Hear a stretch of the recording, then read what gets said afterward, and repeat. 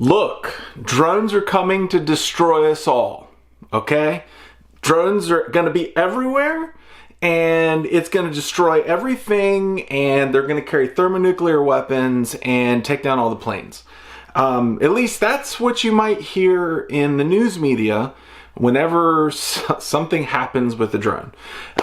Bruce and I talk a lot about this today, and his former day job was as a newspaper writer. And so he understands the news industry, why it is the way it is, and I think that you will appreciate his perspective on this. Talk to you soon. Let's turn the conversation a little bit to what I think may be one of my favorite topics to hear you talk about, which is drone laws, drone hysteria. When I first started watching you, I wasn't, number one, I'm not really great at identifying the Southern Hemisphere's accents.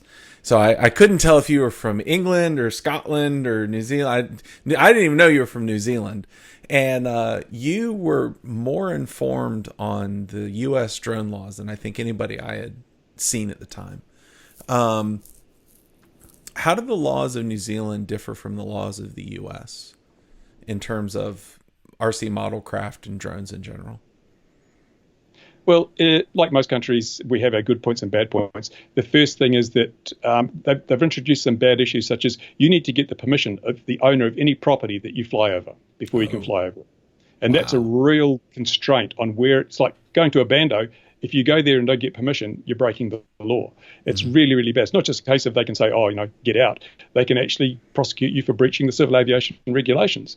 But we do have some really good things. We have a shielded operation, which is, I don't know why the rest of the world hasn't picked this up. We see these problems where people want to fly in a park near an airport, or you can't do it. You're within the exclusion zone. But if you're flying below the level of the trees, it doesn't matter. And the New Zealand regulator has said, as long as you fly below the tallest object within 100 meters, you're not likely to be encountering any aircraft, so we don't really care about that. So we have the shielded operation. You can fly in those areas where you don't pose a hazard to aircraft. Even right up to the boundary of an airport, you can fly, as long as you're below the level of the tallest object. And that's worked really, really well. That's one of the best aspects. And I get really disappointed that I see regulators in different countries around the world all wanting to reinvent the wheel, but not learn from each other and not take the best part of other countries' regulations. If they didn't invent it, they're not going to use it. And that just puts us all at a disadvantage. Right. I mean, here in the U.S., it's becoming kind of a disaster, because there is like that, like what you're saying logically makes an amazing amount of sense. Now, granted, you're always going to have the Yahoo that's going to punch out to 500 feet, whatever.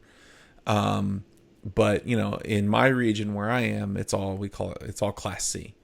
And so there's actually little space where we can fly legally. It still happens. And we all use our heads about it. If there's certain times of the year where the Blue Angels come through, I don't fly anytime near that. Because they actually fly right down my street. I don't want to accidentally impact an F-18 in flight, for instance. But it's definitely been very interesting here in the U.S. seeing the FAA take control and take over and kind of remove the hobby model exclusion, which I think a lot of people were surprised by. And then everybody's up in arms because, they can change the laws now at any point, which is kind of like, well, they are the FAA. That's kind of what their domain is.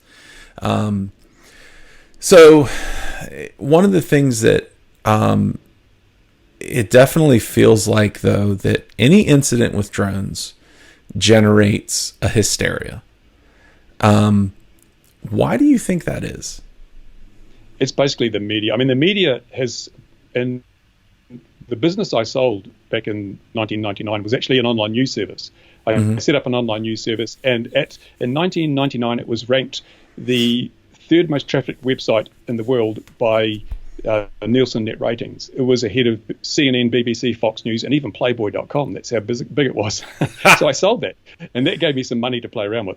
And I realized then that the whole news industry was going to change, that the internet was a real big game changer, and the old models of newspaper publication were not going to work because, surprisingly, most of the money that most newspapers made came from the classified ads. And now we had eBay and things like that, so classified advertising was dead, so that big cash cow was not going to be there anymore.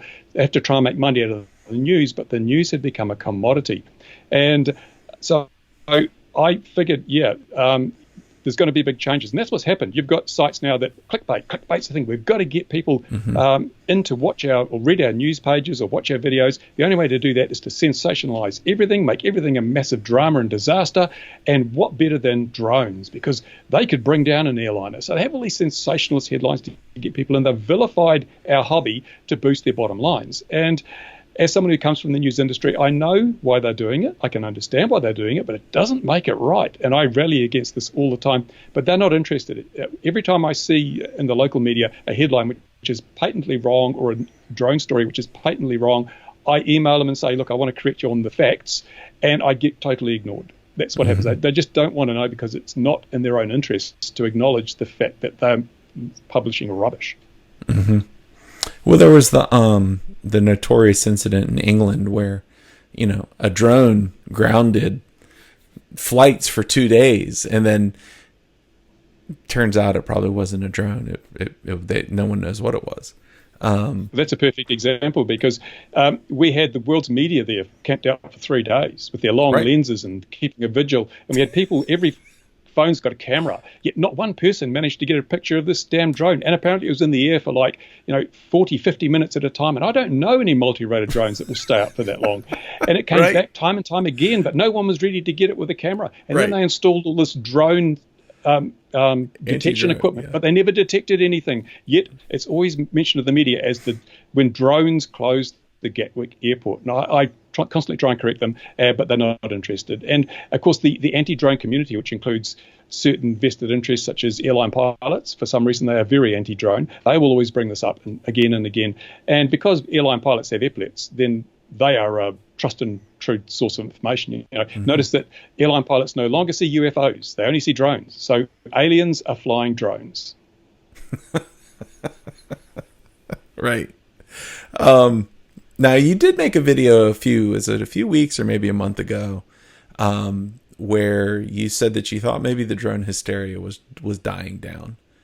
Do you think that's still the case, or do you think that we've gone the other direction again? I think it will die down. Possibly I was a little premature, but we've got other things to vilify now, like electric scooters and that sort of thing. There'll be another target come along because everything grows old with time. And once the sizzle goes out of the drone thing, once people realize, hey, look, it's been 10 years since I flew my first drone and not one aircraft has been brought down by a drone. So the risk is perceived, not real. And once we get some real risk assessments done, because I simply cannot believe that we have a world filled with regulation controlling drones, but not one of the regulators has actually done a risk assessment. How can you, if you don't have the scope and the magnitude of the risk, how can you properly regulate to control it with proportional regulation? And they don't. There's no proportionality. But now the CAA in the UK have been charged by the government to come up with a risk assessment within, I think, a year or so. And once they do that, they've got to publish it. And once the facts are out there, I think suddenly the thing may start dying down reasonably quickly. Okay. There was an incident in New York. It was maybe a year ago, maybe a little bit longer, where they had a recorded incident of probably a Phantom impacting a Black Hawk. And, they obviously the Black Hawk just absolutely demolished this piece of whirring plastic and tiny bits of metal in the air, right? But they still made a huge deal about it. And I remember reading the article and seeing some of the news reports, and everybody ignored the fact that the Black Hawk was basically undamaged. And all they focused on was, well, if that had been a civilian aircraft that wasn't heavily armored, it would have brought down the aircraft. And that's interesting. That's interesting because when they first started hysterizing drones, if that's a word, they said if a drone hits a helicopter, it'll bring it down, people will die. So then they had the Black Hawk incident over New York Harbor. Drone hit a helicopter, it didn't bring it down. Nobody died, no one even got a scratch. So then they said, but if it was a civilian helicopter and it hit it on the tail rotor, it would be a different story. If you look then, and during the Baja 500 race, there was a Hughes 500 doing filming for the rally, and it got hit by a really large drone. I think it was a Matrice 200, which is quite a big drone. Those are big. And it hit the tail rotor. And there's pictures of this helicopter, dented side, bent tail rotor, and it landed safely and no one was hurt. So every time they say, if this happens, people will die, when it happens, people don't die. And so they have to change their target somewhat. And then they said, if a drone hits a passenger aircraft, then people will die. And then a drone hit a plane in Canada and it put a scuff on the wing. So it's like, no, every time the fiction is proven to be false by the reality of the situation when it happens. So just to add my little piece to the drone hysteria, I went on a retreat this past weekend with 150 middle schoolers between the ages of like 12 and 14. And we had a blast, but we drove up all the eighth graders that were with me. We drove up in a school bus, and I got to talking to the school bus driver, and she drives for the local Virginia Beach City public school system. And we were talking, and we started talking about drones, and she goes, "Do you know that I'm the only school bus in recorded history to be hit by a drone?" And I said, "What?" She goes, "I was driving down some suburban street, and somebody was, gallivanting around with a Phantom or a Mavic, and it hit the front of the bus, and then just kind of went to pieces and rolled up into the top because it was a flat fronted bus." And then she said she saw out of the corner of her eyes that like one of the trees got shredded. And she's like, "I didn't really know what to do. I had to call it in." And so I called it in. I was like, "This is so-and-so. I've just been hit by a drone." And everybody at the dispatch center was like, "What do you mean?" She's like, "Well, I hit a drone." And they were like, "Was everybody okay?" And they were like, "I mean, yeah." I'm surprised it wasn't picked up by the newspaper. But it was funny to talk to her about it. I was like, "I'm sure that the bus absolutely destroyed that drone." She's like, "Oh, there was nothing left of the drone." So, one final question on this topic I have for you is, do you think, it sounds like you New Zealanders have a good exemption carved out. It seems like as hobbyists, we're losing more and more ground in the U.S. Do you think there's still time to work with the FAA on our side to get the exemptions that we might need to fly? It's much easier to retain the exemptions you've got than to get them back. And I could see what was going to happen with the AMA. They're saying, "Oh, we're working with the FAA. We're working cooperatively together, and we're in negotiations." But I've dealt with powers that be many, many times. I'm quite old, believe it or not. I'm not as young as I look. And when I deal with bureaucrats and politicians and people like that, you never trust what they're saying. You realize that they have an agenda, they have a goal, and they are pursuing that. And they will tell you what you want to hear if it's going to make the job of achieving their goal easier. They will lie bold-faced to you. So I'm pretty sure the AMA thought they were able to have this in control, but they didn't. There was no way they did.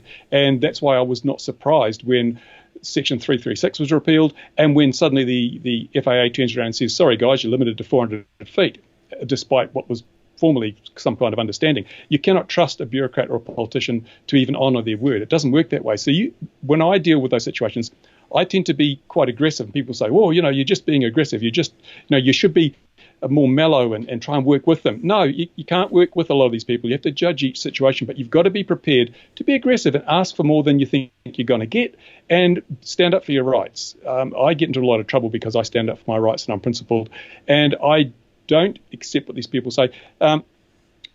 You have to do that, or you're just going to be sidelined, as the AMA was, and as like in the UK, the British Model Flying Association, they got sidelined. They thought they were going to get a sweetheart deal where their members wouldn't have to register, but as came out the other day, they're going to have to register just like everybody else. So there's no, unless you've got some bargaining card, there's nothing much you can do. And the AMA was so cooperative that the FAA just realised, we've got them where we want them, we'll do what we like. And that's what happened. So here in New Zealand, we don't have registration yet. It is being proposed, although fortunately our regulator says there's no real point to it, because we've been looking at the rest of the world and it's never stopped anyone doing anything bad, and it's never enabled an offender to be tracked down, because usually we can't find the drone. So our CAA has a really good perspective on it. But although they're the aviation regulator, it's the government that's driving this thing. And all the silly politicians read the Daily Mail and watch the news and think these drones are going to kill everybody. So they're pushing, we've got to have registration because everyone else has it.